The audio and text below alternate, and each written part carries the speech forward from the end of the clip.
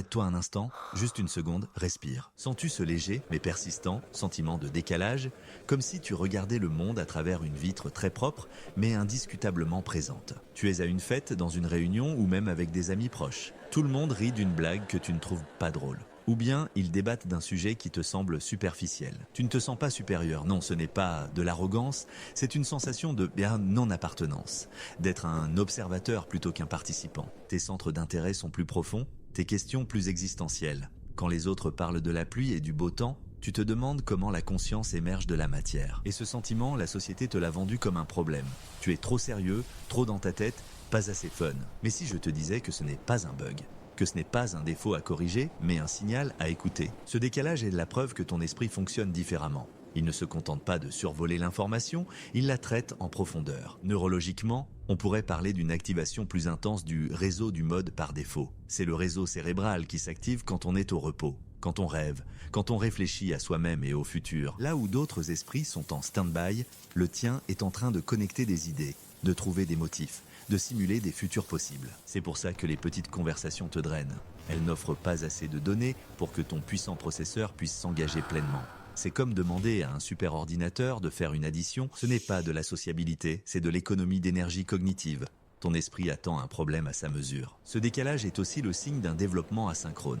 Ton développement intellectuel ou émotionnel est peut-être simplement en avance sur la norme de ton groupe d'âge. Tu as déjà résolu des problèmes que tes pairs commencent à peine à découvrir. Tu as déjà ressenti des émotions qu'ils n'ont pas encore les mots pour nommer. C'est une position solitaire, c'est vrai.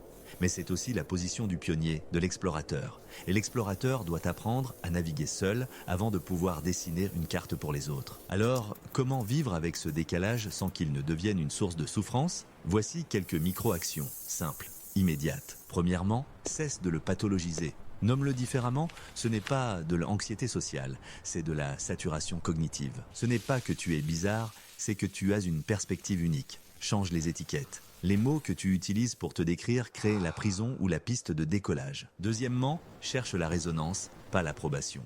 Tu n'as pas besoin que 100 personnes te comprennent. Tu as besoin d'une ou deux personnes qui résonnent avec toi. Pense à la qualité de la connexion, pas à la quantité. Un seul échange profond de 10 minutes est plus nourrissant que 3 heures de bavardage vide de sens. Trouve ces personnes dans les librairies, les conférences, les forums en ligne sur des sujets de niche.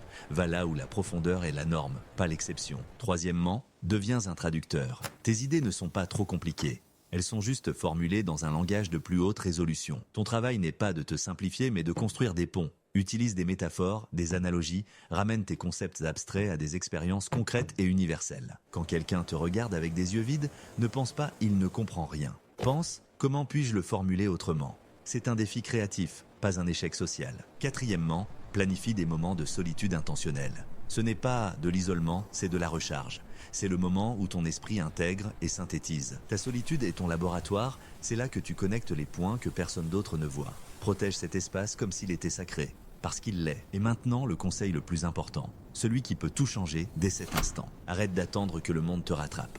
Commence à créer le monde que tu es le seul à voir. Ton décalage n'est pas un passif. C'est un aperçu, une preview du futur, des idées, des valeurs, des manières de vivre qui seront peut-être la norme dans 10 ou 20 ans. Tu es un early adopter de la pensée. Tu ressens les changements de paradigme avant qu'ils ne soient des tendances. Tu vois les failles dans le système avant qu'il ne s'effondre. Ne gaspille plus ton énergie à essayer de t'intégrer à un présent qui est déjà obsolète pour toi. Investis-la dans la construction du futur que tu pressens. Écris ce livre, code cette application, lance cette conversation difficile, crée cette œuvre d'art que personne ne comprendra. Pour l'instant, tu n'es pas en décalage, tu es en avance de phase, comme une onde lumineuse qui arrive juste un peu avant les autres. Au début, cette avance crée des interférences, de la dissonance.